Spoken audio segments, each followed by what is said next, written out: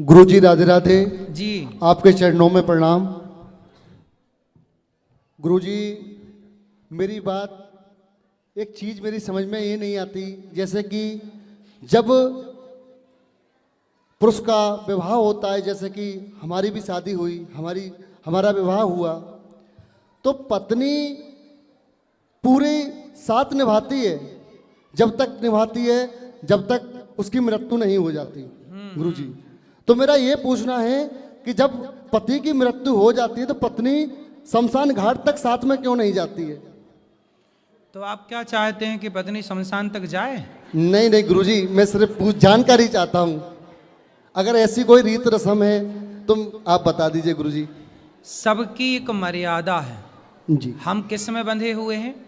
मर्यादा। मर्यादा में। मनुष्य मतलब मर्यादा, इसलिए हमारे राम ने क्या सिखाया? मर्यादा में रहो, इसलिए उनका नाम पड़ा मर्यादा पुरुषोत्तम। जी गुरुजी। क्या बोला जाता है राम को? मर्यादा पुरुषोत्तम। नारी की एक मर्यादा है। कहते हैं धनानि भूमौ पशवश्च गोष्ठे नारी गृहद्वारी जनः श्मशाने देहश्चितायां परलोक मार्गे धर्मानुगो गच्छति जीव एकः। धनानि भूमौ, ये धन संसार तक साथ देता है।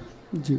पशवश्च गोष्ठे, पशु पक्षी गाय बैल हाथी, ये एक घुड़शाला तक गौशाला तक जी साथ देते हैं, वहीं तक रहेंगे। उससे आगे कहाँ? पत्नी द्वार तक साथ देती है, दरवाजे तक, ये मर्यादा है। पत्नी दरवाजे तक। पत्नी जो होती है, नारी जो होती है, उसका दिल ना कोमल होता है। जी गुरुजी। है ना? जब शमशान स्त्रियां क्यों नहीं जाती, बेटी शमशान क्यों नहीं जाती? आजकल तो देखो बेटियां भी बाप पे आग लगा रही हैं, चिता पर। जी गुरुजी। आजकल तो सब जा रही हैं, लेकिन उस जमाने में नारियों को जाने से मनाही थी। उसका कारण क्या था? साइंटिफिक सुनो। लड़की बेटी शमशान नहीं जाती, पत्नी शमशान नहीं जाती, माँ शमशान नहीं जाती। कारण जानिए कि जिस पत्नी ने आपको अपना पति माना, भगवान की तरह पूजा, हमारे यहाँ पति भगवान है। जब पुरुष जब मरता है तो चिता पे जलाया जाता है। आपने किसी की चिता को जलता हुआ देखा है? जी गुरुजी। देखा ना, कितना दर्दनाक होता है ना वो। जी गुरुजी। चिता पे जलना मतलब चमड़ी ऐसे टिपकती है। सोचिए कि जिस पत्नी ने अपने पति को भगवान माना, उसे इस तरह जलता हुआ देखेगी तो कहीं उसके अंदर सदमा ना बैठ जाए। दिल की कच्ची है ना, दिल की कोमल है ना स्त्री। जी गुरुजी। एक माँ शमशान क्यों नहीं जाती? बेटे को जलता हुआ कैसे देखेगी? जी। है ना?